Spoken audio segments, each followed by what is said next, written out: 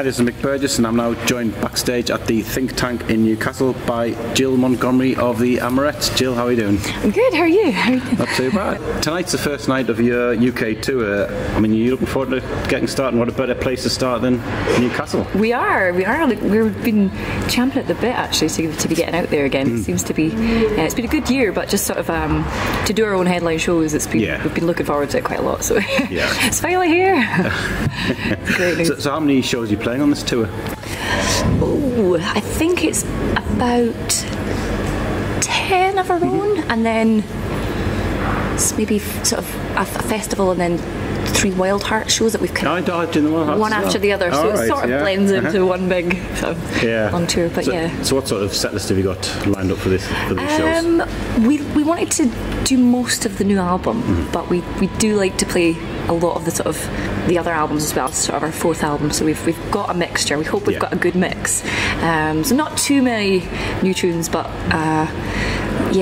we sort of tried to everything. Yeah, a bit of everything, bit of the old stuff, bit of the new stuff, and blend it all into one. So. Because the tour comes hot on the heels of your shows with Ricky Warwick and Damon Johnson, which was quite a long tour. That, I mean, did you get a lot of time off between finishing those and then starting this tour? A lot of time to prepare for the tour? Sort of. I think we'd had a couple of weeks, well, maybe about 3 weeks when we were all together, sort of thing, just to kind of polish things up, and we had a couple of odd shows here and there. But it's hard. Obviously, I'm sort of kind of living down in England now, and the girls are still up in Scotland, so it's just when we get time together and meeting up. So whereabouts are you based now then? Huddersfield now, sort of. But yeah, it's just getting together and getting tight. So I've been spending a lot of time up in Scotland with the girls, just trying to go over the set, come up with new ideas, just write a bit, and just get back into it really.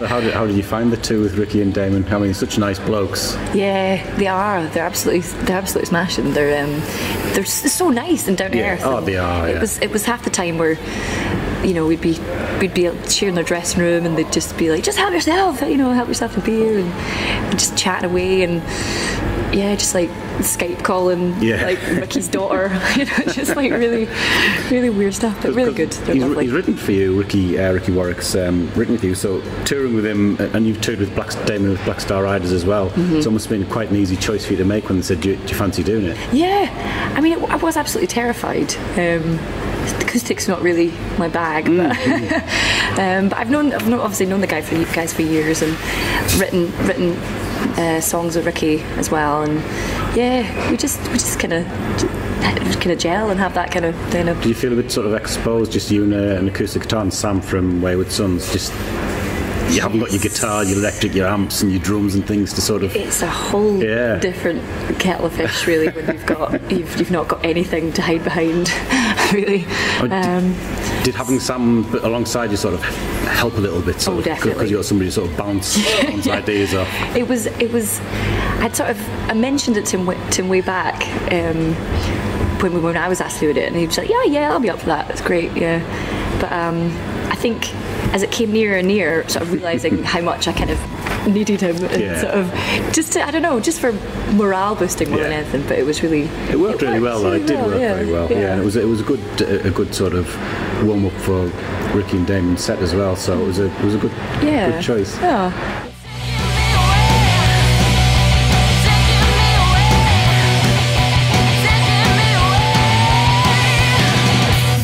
How do you? I mean, you're pretty hard-hitting rock songs there. How do you deconstruct those to be played in acoustic, or do you write acoustically, or do you write electrically? Well, see, I wasn't convinced about doing Amorettes. So when I was asked to do this, I was sort of like, right, I'm gonna write some just actual acoustic songs, just because I tend just to write on electric guitar. I don't actually have an acoustic guitar.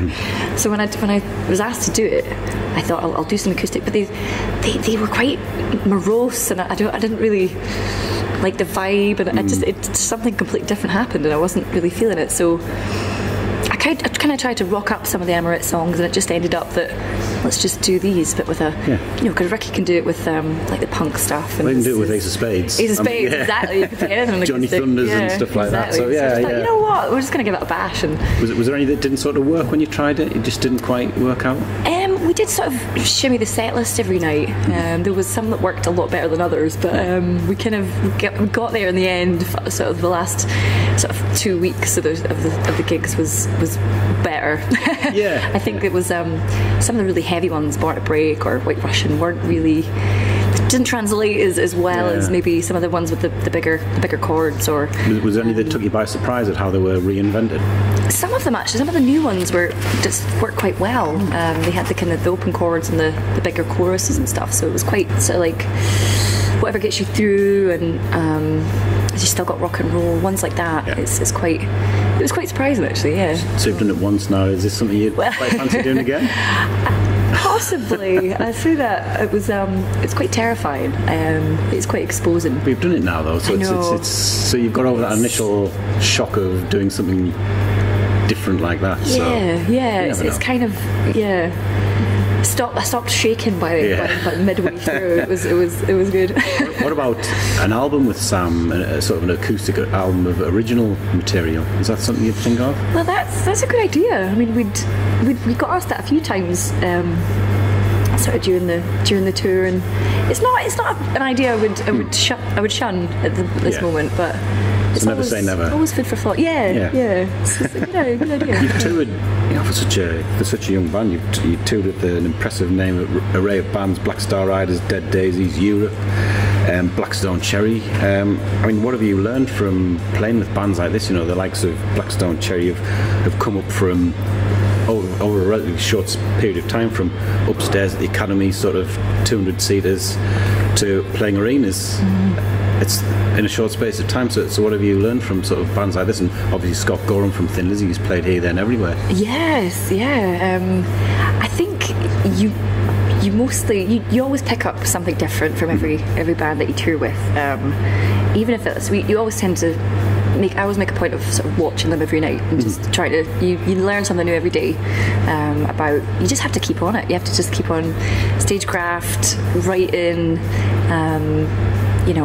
Pick up tips here and there, and I think you just have to love it as well if you're not in it for anything else, but just the love of doing it. And watching these bands, it's really great, especially when they're just so down to earth as well. You can actually just Facebook them and ask them questions, or you get to know them, just like the Dead Daisy guys or BSR guys, or Europe guys. I still chat to them.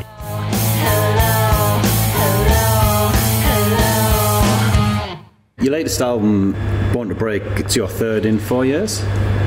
Yes, it is actually, Are you on a bit of a sort of creative role at the moment then, or are the songs just sort of spilling out of you? I think it's quite tough for young bands these days. I think that you have to, because the market is just absolutely saturated in new bands right now, it's that kind of struggle to sort of keep current and keep fresh and keep new. And so I think it's more when we'd put a Game On, I think we had the pressure from the record company. You need to do another right away, and so that felt a bit rushed. But I mean, did you have a big store of songs to sort of draw on that you could work on and knock into shape, or did you have to write them all from scratch? Not really. We decided, I think it was in 2014, that we were going to do it professionally, and we got a manager and we got an agent, and we had songs to do an album, and we'd basically went in that November to do the album. Then it came out in the March, and then we had sort of tours up until the next year, and then they said we need a new album in 3 months, go. And it was sort of just like, God. And you weren't riding on the road at the time. We weren't riding on the road. We were just on there. You were trying to do bits and pieces, but I think it was a bit of a shock when we sort of got back and sort of thought, oh my God, right, okay. So it did feel a bit rushed. So it just felt like that was kind of thrown out. But I mean, there was some great stuff on there. There's some great things that I am proud of, but other things that are all a bit, oh God. That's part of the learning process, though, isn't it? It is. It is. You know, if you look back on those early Kiss albums, a couple of those songs, you think, and they used to knock out albums every 6 months or so, and I'm sure there's they've got a couple of songs that I think, yeah. I mean, this time we had a lot more time to write. I made sure of that. I took the whole summer. Yeah. Took the whole summer off and just did it right. Because you're the main songwriter, aren't you? Yes. Do you feel that sort of pressure's on you to sort of come up with ideas, or do the other girls sort of come up with little suggestions here and there? It mostly is on me. I mean, the girls aren't really. It's not their thing, and they're quite vocal about that. They're just like, it's not my. They can come up with suggestions and bits here and there, but it is sort of just me locking myself away in a room for 12 weeks and. So how do you get your ideas over them? Do you have a demo or something that you said this is what I want it to sound like? Do you have to do you play the drums to it, or how do you get those ideas over? Well, I'm really bad at. I have this little kind of studio setup, but it's just really guitar plugging into a laptop with like a little mixy thing, and do these really terribly awkward demos with like drum machines and keyboards and sort of kind of try and get them to a point of listenable energy, and then just sort of send them over to the girls, and then there's like yay or nay, and we sort of get together and try and jam them out and try and get them a bit smoother, and then sort of record them live-ish, and then so we've got a batch ready to kind of go. But that's how it tends to work. It tends to work. It is quite pressure, because you're like, I don't know if they're going to like this. But you've just got to go with it.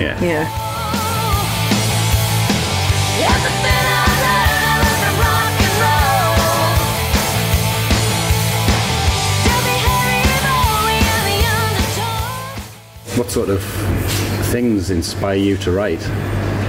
I think I just take it from real life. I think it's if anything is sort of stuck in my head, or there's a certain sort of thing I'm going through, or there's even just a word that's stuck out for me. Give you an example.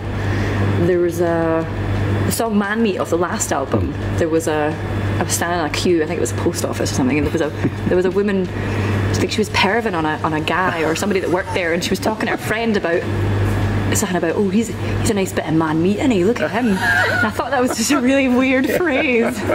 It's not one I've heard before. Yeah, and that kind of just stuck in my head for some reason. I just thought that'd be a really great song. Just little things like that. I think you just either write them down or record them in a phone. Sort of about batshit crazy. Who's that about? I'm not sure where that came from, actually. It's another great phrase, by the way. Yeah. I'll store these for later use. I can't remember where that came from. I write down like loads of just numerous crap in notebooks and stuff, and you end up sort of going through for try to get a bit of inspiration, and things just jump out and batshit crazy. I think that was probably something of a line from a film or something, or it just tends to be little things like that you kind of remember. They're just like that's awesome.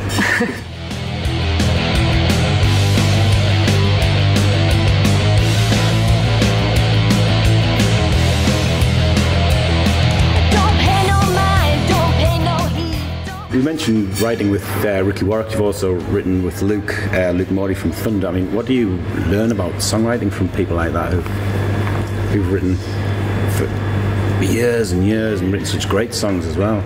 They teach me quite a lot, actually, so much. Especially even just things about structure and about repetition and about concentrating on more things. I mean, there was a point where I'd never really wanted to be a singer or like a lyric writer, so I really didn't pay a lot of attention to writing lyrics. Did you just see yourself as a guitarist? I was a guitarist, and we couldn't, when we started out, we couldn't find a singer. But we really wanted to gig, so I was just like, right, I'll just do it just now. We'll look as we go. We spent about a couple of years sort of trying to find a singer, and we're just like, do you know what, we'll just go. Yeah. But I think I'm not really in that mentality, so I'm not really it took me a while to sort of really settle into being a singer kind of role. Yeah. And it took me a lot of sort of time to work on melody structure and lyric writing. So I've actually learned so much about that from Luke and from Ricky, who's an amazing lyricist, and things like structure, harmonies, using more percussion, just different ideas about different songs, and just playing about with things, just trying to be more inventive, and just opened up quite a lot my songwriting from those guys, from just learning. Well, learn from the best, eh? Yeah, absolutely, yeah.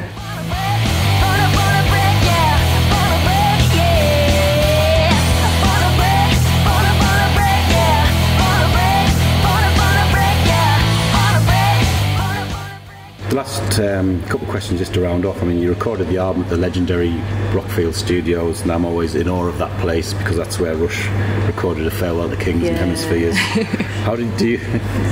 I don't have the same appreciation from over there. I mean, did you feel those historical vibes from that place when you were playing there? Like they say about Abbey Road Studios, and you can see John Lennon's piano there. It was I think Manic Street Preachers were recorded there as well. Yeah, Coldplay did the Yellow album there, and Freddie Mercury's piano was still there. We were just all we were in awe about it, the whole place. It's really atmospheric, and it's it is in the middle of nowhere though, isn't it? Intimidating. Yeah, it's the complete middle of absolute nowhere. There isn't, you can't actually, we found this out when we were walking home from the pub one night. Absolute middle of nowhere. No pavements on the road, pitch black, no street lights. Would you have any songs left over from the Born to Break writing sessions that can get you off to a bit of a flying start on the next one, or will you be starting from scratch again? We have a few, we have a couple, we have a handful actually. One that we'd recorded as well that's never actually been finished. Yeah, they were sort of very by the end of this, I did say I kind of locked myself away for about 12 weeks. I was going a bit mad. I think I was just kind of branching out into a really, really weird. So we really could use them. One sounded very much like a Thunder tune, which was probably why Luke didn't like it and vetoed it. You can use it next time. Yeah, when he's not there. Yeah, I liked it actually. It really had I wrote 2 guitar parts though, so it probably wouldn't work with 3 of us. Yeah, a bit tricky. Yeah. Another one just sounded like Pearl Jam, and another one sounded exactly like The Darkness. So it was quite. Quite. Maybe they won't fit. I'd definitely like to record them at some point. Well, you never know. Record and see what happens. Yeah.